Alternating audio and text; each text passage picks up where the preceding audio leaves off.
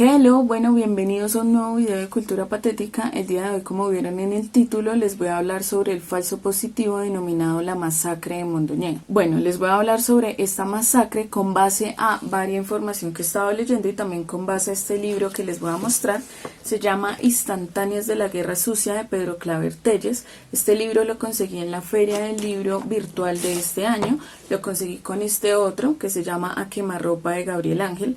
De este les voy a hablar próximamente. Estos libros los conseguí gracias a la editorial Teoría y Praxis. Ellos se comunicaron conmigo, fueron súper amables y me trajeron estos libros hasta el lugar donde vivo. Bueno, sin más preámbulo, entonces empecemos.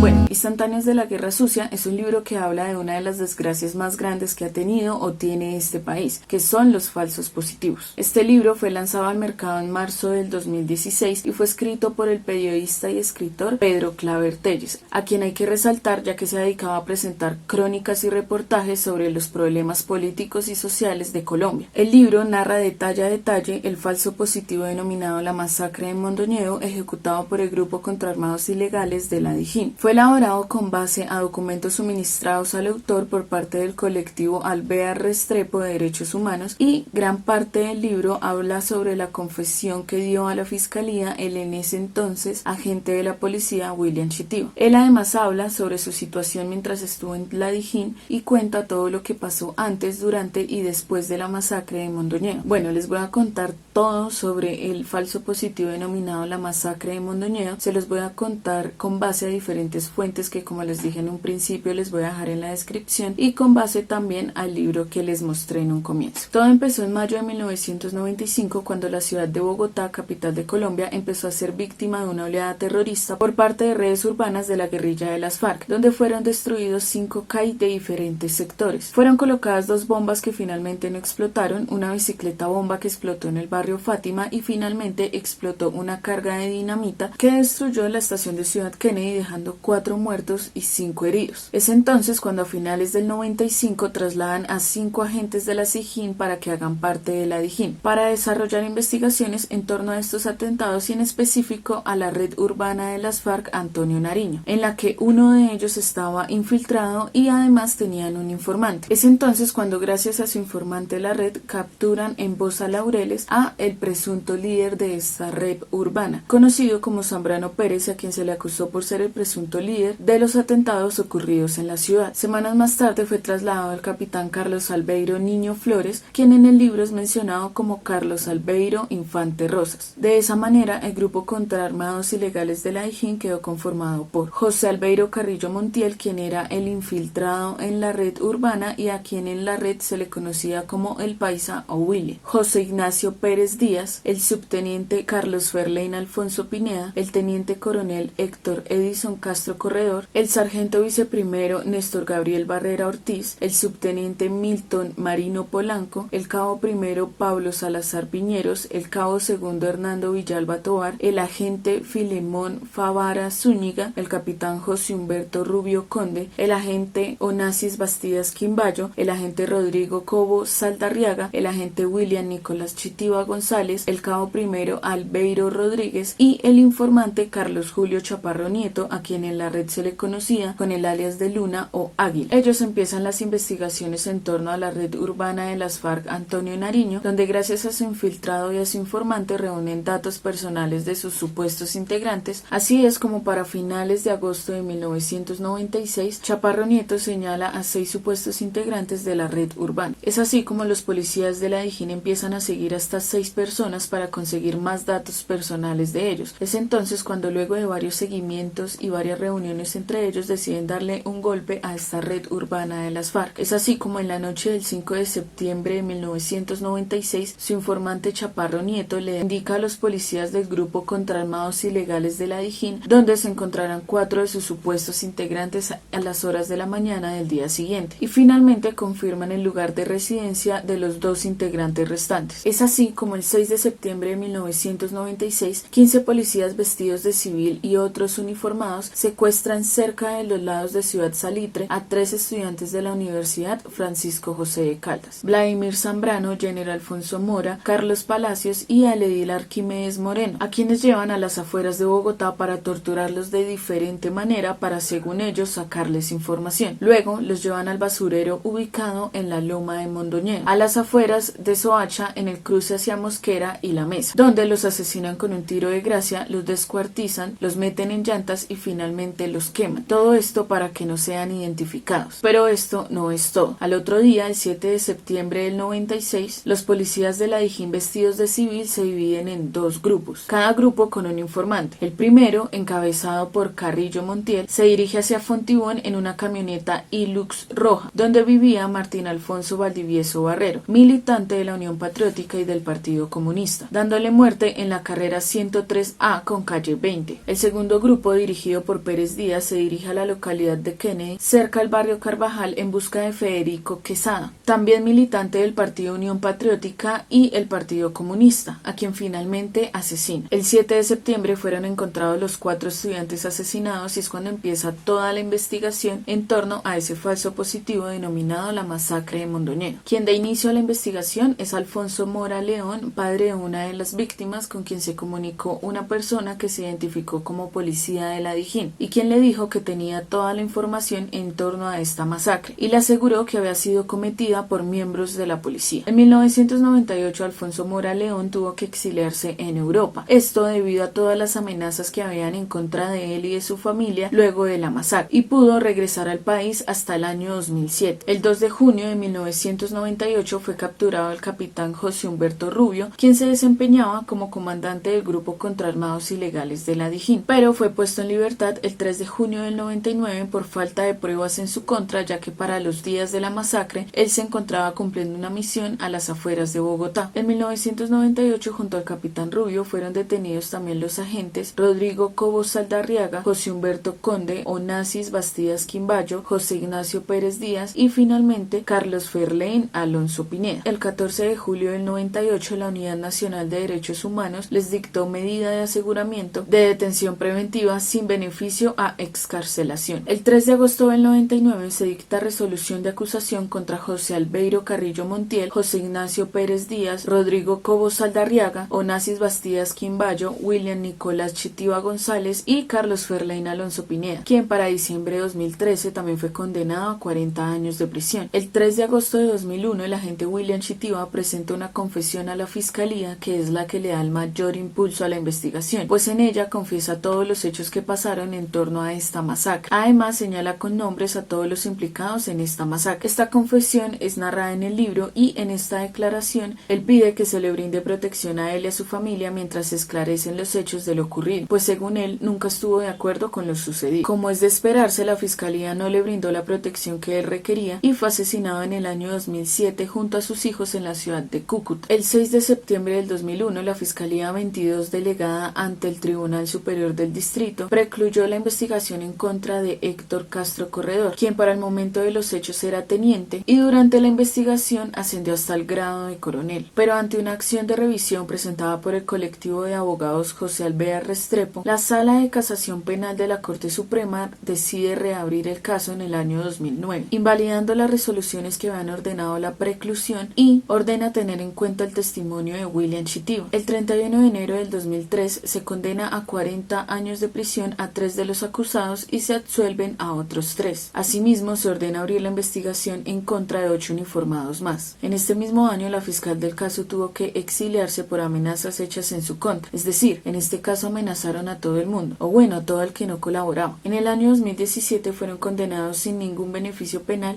a 38 años de prisión los siguientes ex integrantes de la Dijín: el capitán Carlos Alberto Niño Flores, quien en ese entonces era el jefe del grupo contraarmados ilegales de la Dijín; el sargento viceprimero Néstor Gabriel Barrera Ortiz; el subteniente Milton Marino Polanco; el cabo primero Pablo Salazar Piñeros; el cabo segundo Hernando Villalba Tobar y el agente Filemón Favara Zúñiga. También fueron acusados por la Fiscalía, pero no fueron condenados, el agente Onassis Bastidas Quimbayo, quien fue la persona que estuvo a cargo de realizar los seguimientos a los miembros de la red urbana de las FARC, Antonio Nariño, llegando a localizar el lugar de residencia de Arquímedes Moreno, uno de los asesinados. Sin embargo, el 31 de enero del año 2003 el agente Onassis fue absuelto, ya que para el día de la masacre él se encontraba en otras actividades. Para el año 2013 hacía parte de la Secretaría de Seguridad de la Presidencia. El agente Rodrigo Cobo Saldarriaga, quien estuvo a cargo de identificar a las personas que participaron de los atentados del año 95. Además, también participó en los seguimientos a los supuestos integrantes de la red urbana de las FARC. En agosto del 96 fue asignado a la unidad antinarcóticos con el alias de Óscar Alfonso Viera. El 31 de enero del 2003 fue absuelto, ya que para el día de la masacre se encontraba en otras actividades. Carlos Julio Chaparro Nieto, alias Luna o Águila, informante del ejército, la SIJIN, luego de la DIJÍN, además testigo secreto de la Fiscalía Regional de Bogotá. Fue sancionado por 6 meses en julio del 95 por el EMBO, al asesinar a un muchacho de nombre Fidel Rojas, a quien se le conocía como el guerrillero. Involucró a Zambrano en el asesinato porque al parecer le tenía resentimiento, ya que era la nueva pareja de su expareja sentimental. También acusó a su propia expareja de ser guerrillera. Carlos Chaparro fue asesinado antes de ser condenado. Él fue capturado por la masacre de Mondoñedo y pidió ser trasladado al pabellón de reclusión de la policía, donde finalmente fue asesinado. Para el año pasado, el mayor Héctor Castro, el capitán Carlos Alberto Niño Flores, el sargento viceprimero Néstor Gabriel Barrera, los subtenientes Milton Marino y Carlos Alfonso Pineda, el agente Filemón Fabra y los cabos Pablo Salazar y Hernando Villalba se sometieron a la Jurisdicción Especial para la Paz y recibieron libertad transitoria y anticipada. La JEP citó a los ex policías a una audiencia de verificación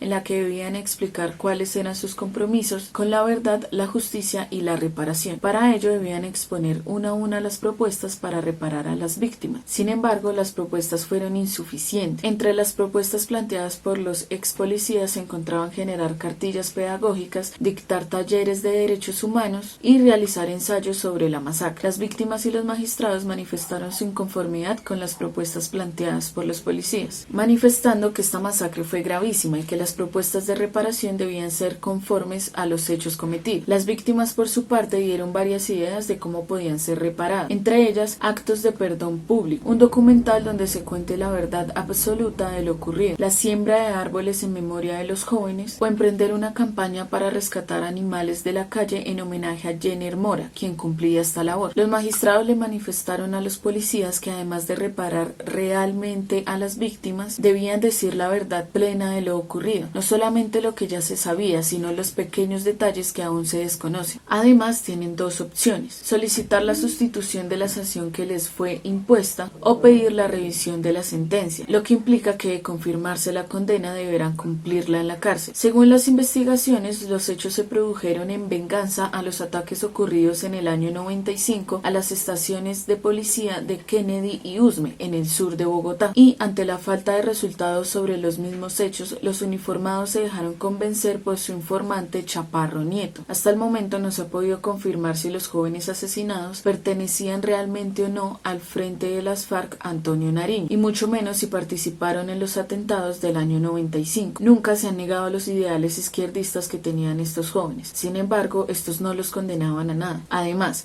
si las acusaciones en su contra eran ciertas, ¿por qué no seguir los lineamientos de la ley? Estas son preguntas que esperamos algún día nos respondan los implicados en estos hechos. Sin embargo, lo más probable es que eso no pase, como ha pasado con todos los falsos positivos ejecutados por el Estado. Nunca se sabe por qué pasaron y nunca se sabe quién lo hizo. Al parecer acá, el presentar falsos resultados en los medios de comunicación se ha vuelto una costumbre. Esperamos que algún día se haga justicia en Colombia y que dejen de matar a todos los testigos de los graves acontecimientos que pasan acá. Ahora, si les gustó este video, los invito a que dejen la manito arriba, a que se suscriban a mi canal y a que me sigan en todas mis redes sociales, donde he hecho varias actividades de política, y los invito a que participen en las próximas que estaré haciendo.